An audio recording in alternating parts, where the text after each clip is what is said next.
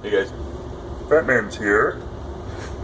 I had a request from a new subscriber to do as to how I made my haversack. So, you know what? I figured I got this nice little piece of oil tan leather. It's a light color, so I'm really probably not going to use it for much else. But it'll work good for a smaller. It's not enough to make a big haversack, so it's going to be a smaller one. And I'm cutting it. The finished dimensions should be roughly 9.5 by 9.5 by 2.5 inches thick. So it's not going to carry a ton of stuff, but it will be able to carry some basics, some essentials that you need. Maybe it's going to be a truck bag when I'm all done. I don't know. And maybe somebody will want to buy it. I don't know. You just never know. So I basically have it cut out. I'm going to put down in the description box, as everybody else says, some of the measurements that I've got for my back panel, the front panel, the bottom, and the two side panels. This is going to be a multi-part video. Like I said, it's a request from a new subscriber, so I really try to honor requests. So keep them coming. It keeps me in things to do. As long as I've got materials to do it, and this is kind of a lean time of year for everybody. So I try not to spend any more than I have to, but I kind of spend a little more than I should. So I'm going to get this cut out, and I'll be back with you in a couple of minutes. And I'll have all the pieces laid out here. Hey guys, I'm back. This is your basic cutout. The back, so it's got enough for a flap to go over the top. The front is just, as in our case here, this is a 10 by 10 square. Now you can change these dimensions and make it bigger or smaller as your needs. This leather is, how thick is this? I don't know in ounces. I don't know how they figure all that. But what I can do, I can take a vernier caliper and tell you it is 0.075 inches thick. So I have no idea. It's pretty pliable, being an oil tanned. It's nice and pliable. So this will be the front. This is the bottom. What I'm going to do right now is I'm going to take one of the sides and the bottom, and you can, if you look at leather, you can really tell how smooth this is, especially with an oil tanned. This is really smooth and really just soft as you can. Oh, softer than a baby's bottom. Oh, it's just anyway. and the inside, or the flesh side, that would be against the meat of the animal, is not as finished. Not so smooth as a baby's bottom. There you can see that versus that. So we take it inside to inside. And when you're cutting, you always get a little bit off here and there. So I'm a little off there. And try to get everything to match up as good as you can. Just by flipping your ends around. There we go. That there be perfect. So what I'm going to do is I'm going to put these two pieces together, and then I'll just lay it here, and I'll take my other side, and my bottom will be, watch this, pretend stitching.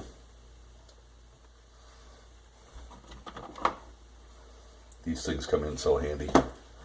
So then I'll have my bottom and my other side, again, skin to skin, pretty to pretty. Find the ends that match the closest, because again, we're not always perfect. And you're not ever going to be unless you have a machine cutting their leather for you. There's a lot of ways to do better. I freehanded this, so I know it's off. And I don't mind. I kind of like imperfection within the perfection. I don't necessarily have to have everything spot on, absolutely stinking perfect every time. So, and again, we'll just put it this way. So there's going to be, I'm going to pull my stitching in about 1/4 of an inch. I'm going to use this tool to punch my holes in at 1/4 of an inch in. And then I will have one piece, which when we flip it around, will give us the side panels and the bottom panel for our satchel, or for our haversack. Not quite a satchel. So I'm going to go ahead and punch these out, get that ready to go, and move on to the next step a little bit here. So I'll be back in a few minutes. Hey guys, Fat Man's back. So got all my holes punched through both pieces. I thought I would show you just for grins. Remember, I don't have a stitching pony, so I'm going to do this the hard way. I'm going to start in the end hole.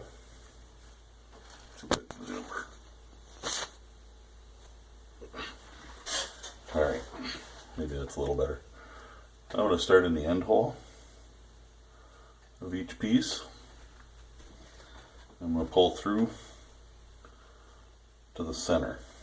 You use 2 needles when you do a saddle stitch, which is what I'm doing because it's a good, strong, sturdy stitch. And if one stitch breaks, not everything else is going to come flying apart on you. So that's why I use it. So the next one is going to go through the next hole. And I'm not going to pull it tight, I'm just pulling it through. The next one is going to go through from the other side through the same hole. And again, I'll put some links down below, and I'm just gonna give it a little pull, not hard. I'll put some links down below to see if I can find some good stitching videos. I know, Nigel Armitage Leather has a YouTube channel, and doesn't do a lot of stuff, but he's got some absolutely awesome stitching videos. So and we just keep doing that all the way. Now some people will go to back and forth with one and do it all the way. I prefer to do it this way, which most of the videos that I've watched. Remember, keep in mind, I'm not any kind of an expert on this whatsoever. I'm a regular guy. I'm doing what I do, and I enjoy what I do. And if I can pass on some knowledge to somebody else, that's my whole objective with my YouTube channel. So I'm not a gunsmith. I'm not a leather worker. I'm not anything special. You know, I have a job that requires some special skills, but nothing that you'd see me using on YouTube. So, basically I'm just going to continue this way. When I get to the end, I'm going to flip it, I'm going to turn right around, and I'm going to come back down all the way to the end. So I'm going to double up my stitching all the way down, and that is going to be almost indestructible, I think. I did it on my other haversack, and the one day when I weighed it, when I was out in the, had come home from the woods, so I drank all my water that I had in it, so I didn't have that extra liter of water in there. But I weighed it, and I had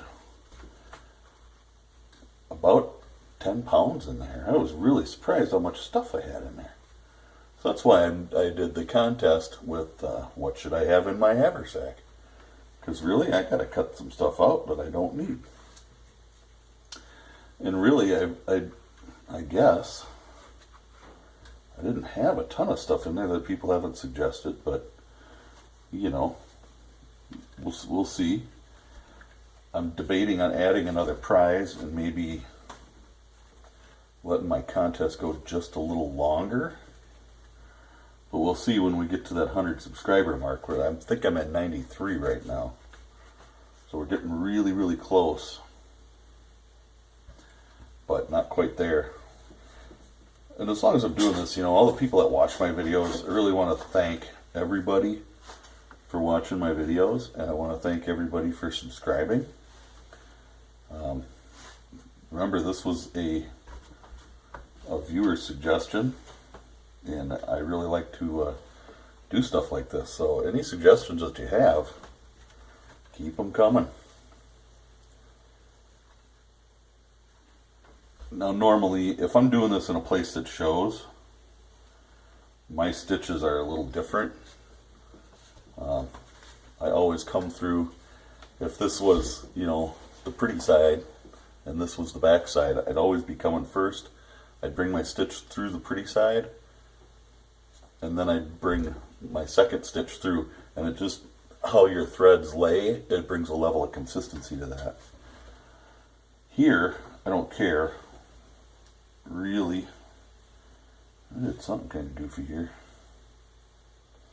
I made a couple of stitches with one thread and not the other one.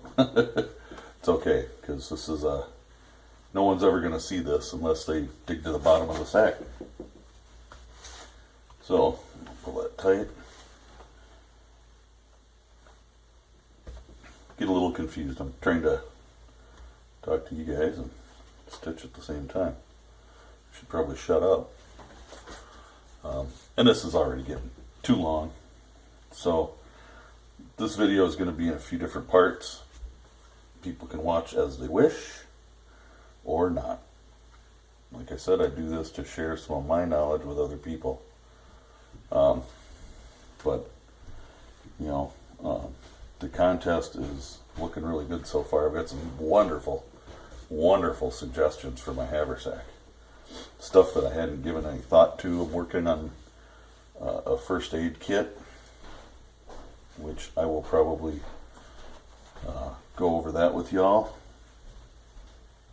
And you know, I got all kinds of stuff that I'm working on and doing, and you know, I'm going to be lubing up some bullets here in the next couple of days.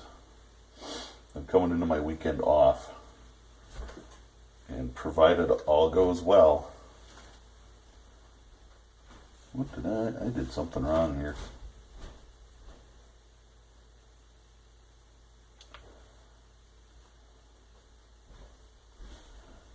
I did. And I see what it was.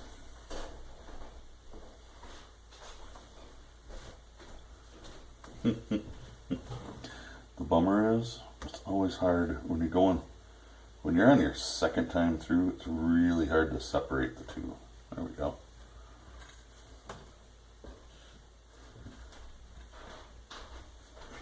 And where I did, can you see where I screwed up? I overhanded a stitch. So I'm going to take this apart, fix it. And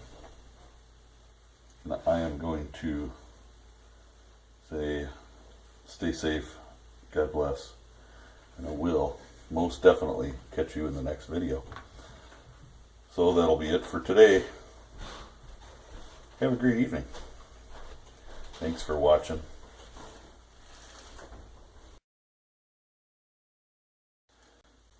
Alright, I hate taking out stitching. It can be such a pain. This time wasn't too bad. So, I figured I'd cut you back on for a minute. And the way I finished this is kind of, I don't know, very rudimentary, but it's going to be solid and it's not going to hurt anything. This artificial sinew is kind of like using paracord, where you can singe the ends of it. That's my last stitch. Now, somebody may say, well, why didn't you go all the way to the end? Because you can see, I didn't go all the way to the end. Well, that's because when I go around to stitch the rest, the other inside, or the front and back to it, it's gonna cause some issues. This way, it won't cause any issues. Well, at least it didn't. Believe me, I learned it from experience. Now I just take the end and I tuck that back under, because I got to do something with it, and that just seems to work. I hear my dogs dancing upstairs or something. they're eager. They get to going outside and they want to dance. So I just kind of pull those through, do a little tweak. I snip them off, leave a little bit there, and I just singe that right down, and it kind of locks it. Some people, there's people that are pro singe and people that are anti singe, kind of like making paracord bracelets. I singe everything, but I tuck my singes in on my paracord bracelets. So now zoom back out. Oh, there we go. Now we have essentially one long piece. So with that, I'm going to say stay safe, God bless, and we'll catch you next time around. Bye for now.